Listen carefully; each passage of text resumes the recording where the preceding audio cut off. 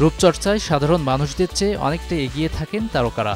আর প্রসাধনী, personal care পণ্য নিয়ে যেহেতু প্রদর্শনী, তারকাদের এমন উপস্থিতি আলোকিত করে আয়োজন। শুক্রবার রাজধানীর ইন্টারন্যাশনাল কনভেনশন সিটি বসুন্ধরায় শুরু হয়েছে Cosmetica, personal care and hygiene show 2025।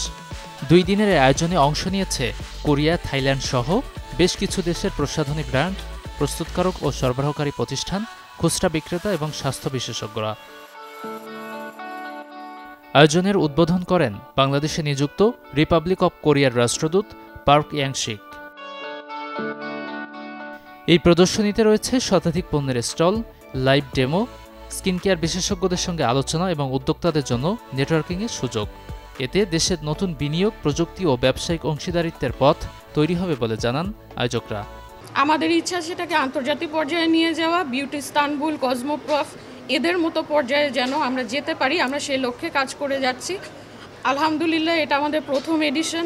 এই এডিশনেই আমরা 12টার উপরে দেশ আনতে পেরেছি এবং লোকাল বলেন, ফরেন বলেন, সব মিলিয়ে আমরা বেশ কয়েকটি ব্র্যান্ড এখানে এনেছি, যেগুলো আজ পর্যন্ত কোনো এক্সপোতে আসলে আসেনি। আমরা কিন্তু এই এক্সিবিশনটা করার জন্য খুব দীর্ঘদিন ধরে আসলে পরিকল্পনা করছি, যেটা সময়কাল অলমোস্ট 3 বছর আসলে।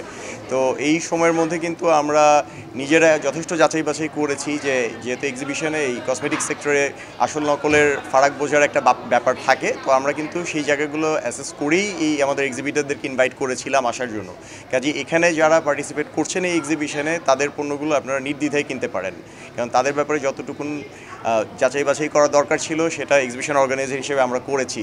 দেশের প্রথম প্রসাধনী, পার্সোনাল কেয়ার ও হাইজিন পণ্যের এই আয়োজনের পর্দা নামবে শনিবার রাতেই। Desk report, channel 24।